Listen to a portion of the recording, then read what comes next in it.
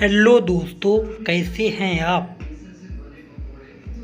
सर्द मौसम में आप पति के साथ मज़े करने ही वाली हैं। कमरे में चारों तरफ सर्द का माहौल है, पर कंबल के अंदर गर्मी उफान मार रही है। तभी आपको कोई बुलाने लगे तो ये आपके लिए कैसा अनुभव होगा। दोस्तों, मैं घर की नई बहू थी और एक प्राइवेट बैंक में एक अच्छे ओहदे पर काम करती थी। मेरी सास को गुजरे हुए 1 साल हो चुका था। घर में मेरे ससुर और पति के अलावा कोई और नहीं था। पति का अपना कारोबार था, जिससे उनकी व्यस्तता भी काफ़ी रहती थी और कभी कभी ही हमारे बीच संबंध बनता।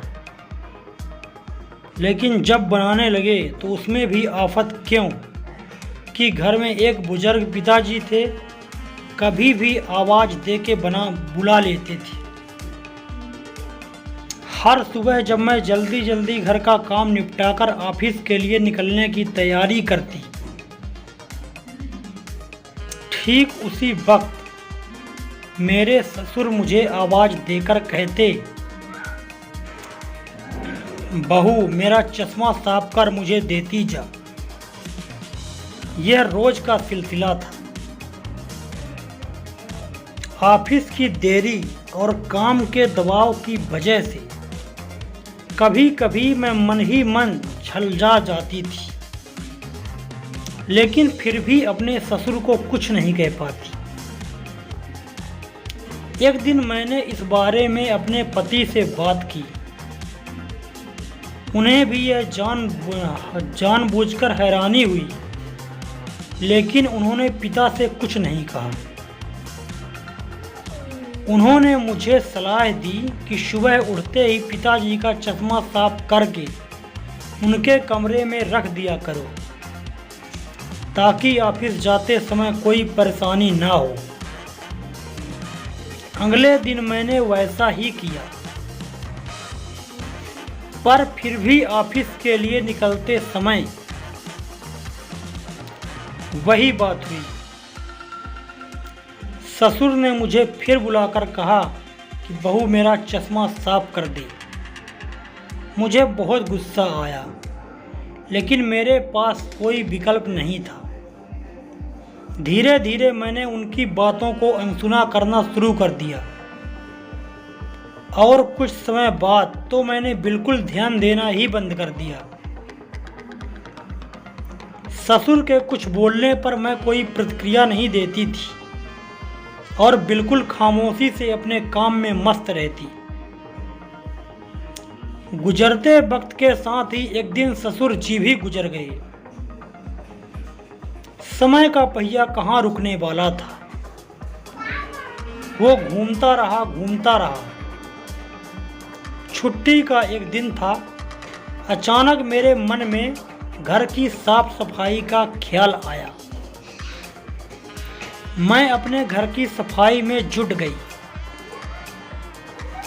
तभी सफाई के दौरान मृत ससुर की डायरी मेरे हाथ लग गई। मैंने जब अपने ससुर की डायरी को पलटना शुरू किया तो उसके एक पन्ने पर लिखा था, दिनांक 26/10/2019। मेरी प्यारी बहू, आज के इस भाग दौड़ और बेहद तनाव व संघर्ष भरी जिंदगी में घर से निकलते समय बच्चे अक्सर बड़ों का आशीर्वाद लेना भूल जाते हैं, जबकि बुजुर्गों का यही आशीर्वाद मुश्किल समय में उनके लिए ढाल का काम करता है। बस इसीलिए जब तुम प्रतिदिन मेरा चश्मा साफ कर मुझे देने के लिए झुकती थी, तो मैं मन ही मन अपना हाथ तुम्हारे सिर पर रख देता था,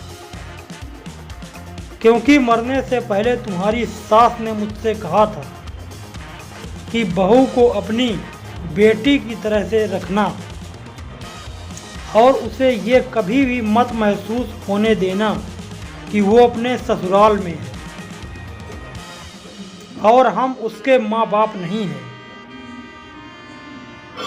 उसकी छोटी मोटी गलतियों को उसकी नादानी समझकर माफ कर देना। वैसे मैं रहूं या ना रहूं, मेरा आशीष सदा तुम्हारे साथ है बेटा, सदा खुश रहो। अपने ससुर की डायरी को पढ़कर मुझे रोना आने लगा। आज मेरे ससुर को गुजरे ठीक 2 साल से ज़्यादा समय बीत चुके हैं, लेकिन फिर भी मैं रोज़ घर से बाहर निकलते समय अपने ससुर का चश्मा अच्छी तरह साफ कर उनके टेबल पर रख दिया करती है। उनके अनदेखे हाथ से मिले आशीष की लालसा में अक्सर हम जीवन में रिश्तों का महत्व महसूस नहीं कर पाते, चाहे वो किसी से भी हो, कैसा भी हो, और जब तक महसूस करते हैं तब तक वह हमसे बहुत दूर जा चुका होता है। प्रत्येक रिश्तों की अहमियत और उनका भावनात्मक कद्र बेहद जरूरी है, अन्यथा ये जीवन व्यर्थ है। तो दोस्तों, वीडियो कैसा लगा कमेंट करके कृपया हमें ज़रूर बताएं। अगर वीडियो पसंद आया है तो वीडियो को लाइक कर दें। चैनल में पहली बार हैं तो चैनल को सब्सक्राइब करना ना भूलिए। वीडियो देखने के लिए आपका बहुत बहुत धन्यवाद।